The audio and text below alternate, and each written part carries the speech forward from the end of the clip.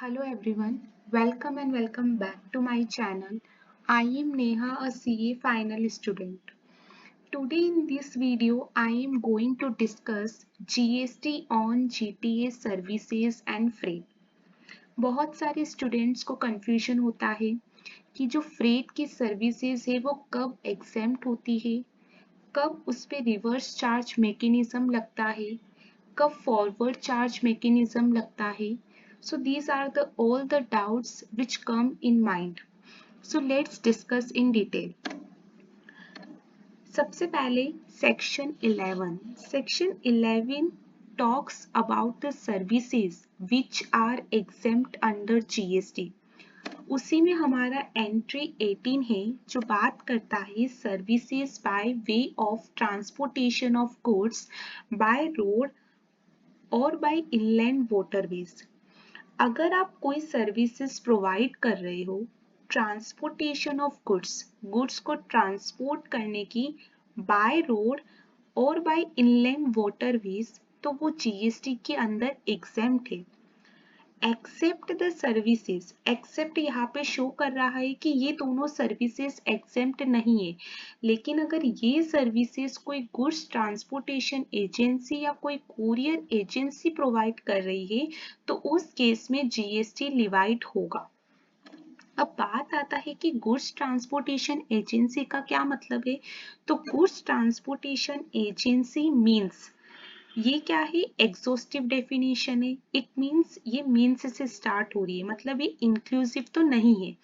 तो goods transport agency means any person who provide services in relation to transportation of goods by road. मतलब कोई भी person जो transport goods को transport करने की सर्विसेज प्रोवाइड कर रहा है बाय रोड एंड इशू, यहाँ पे क्या बोला है, एंड प्लस वो क्या कर रहा है, इशू कर रहा है कंसाइनमेंट नोट जिसे हम बिल्टी बोलते हैं, वो इशू कर रहा है by whatever name called.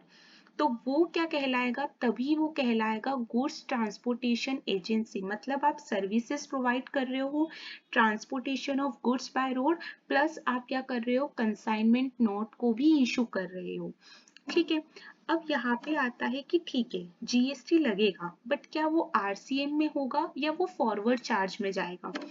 तो यहाँ पे सेक्शन 9 सबसेक्शन 3 ये आरसीएम की बात करता है कि सप्लाई ऑफ सर्विसेज, अगर कोई भी सर्विसेज जीटीए देता है, गुड्स ट्रांसपोर्टेशन एजेंसी दे रही है in respect of transportation of goods by road to any factory, किसी फैक्ट्री को सर्विसेज दे रहे हैं जो रजिस्टर्ड है अंडर फैक्ट्रीज एक्ट, किसी सोसाइटी को दे रहे हैं जो रजिस्टर्ड है अंडर सोसाइटी रजिस्ट्रेशन एक्ट, किसी भी कोऑपरेटिव सोसाइटी को, कोई भी पर्सन जो रजिस्टर्ड है अंडर जीएसटी, कोई बॉडी कॉर्पोरेट, कोई भी पार्टनरशिप फर्म, चाहे वो रजिस्टर्ड है चाहे वो रजिस्टर्ड नहीं है, इंक्लूडिंग एसोसिएशन ऑफ पर्सन या कोई भी कैजुअल टैक्सेबल पर्सन.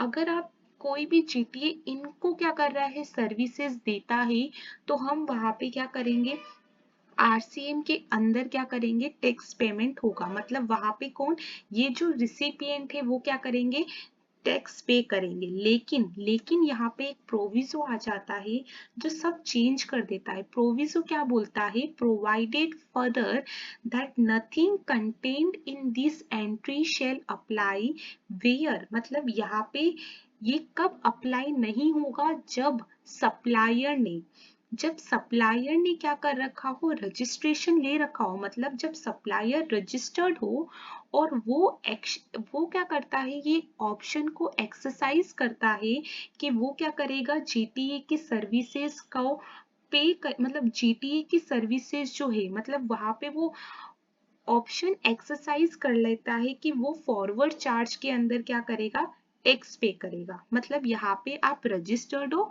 और आप ये ऑप्शन, आपको ऑप्शन दिया जाता है जहाँ पे आप एक्सरसाइज करते हो द ऑप्शन टू पे tax on the services of GTA under forward charge. ये ऑप्शन एक्सरसाइज करना and The supplier is issued a tax invoice to recipient charging central tax at applicable rate. और supplier क्या कर रहा है, tax invoice issue कर रहा है जहां पे वो सेंट्रल टैक्स मतलब जो भी एप्लीकेबल रेट है उससे क्या कर रहा है, चार्ज कर रहा है टैक्स। और उसने डिक्लेरेशन दे रखी है इन एनेक्सर 3। एनेक्सर 3 क्या बात करता है कि हाँ कि ये फॉरवर्ड चार्ज के अंदर ऑप्शन एक्सरसाइज कर रहा है। तब क्या होगा, तब हम क्या करेंगे, फॉरवर्ड चार्ज मैकेनिज्म मतलब यहाँ पे सप्लायर क्या करेगा, गवर्नमेंट को टैक्स पे करेगा। पहले क्या हो रहा था, रिसिपिएंट क्या कर रहा था, इससे पहले रिसिपिएंट पे कर रहा था। बट अब क्या होगा, जब सप्लायर ने ये ऑप्शन एक्सरसाइज कर दिया प्लस उसने क्या कर दिया, वो टैक्स इनवॉइस इशू कर दिया जिसपे वो चार्ज कर रहा है एप्लीकेबल रेट से, वो टैक्स चार्ज कर रहा है प्लस उसने डिक्लेरेशन भी दे दी कि वो फॉरवर्ड चार्ज के अंदर उस ऑप्शन को एक्सरसाइज कर रहा है, तो उस केस में फॉरवर्ड चार्ज मैकेनिज्म एप्लीकेबल होगा। और अगर ऐसा वो कुछ नहीं करता तो उस केस में हम क्या करते हैं, रिवर्स चार्ज मैकेनिज्म के अंदर क्या करते, टैक्स पेमेंट करते, जहां पे रिसिपिएंट क्या करता, गवर्नमेंट को टैक्स पे करता। तो this is all about GTA services and freight. Thank you so much.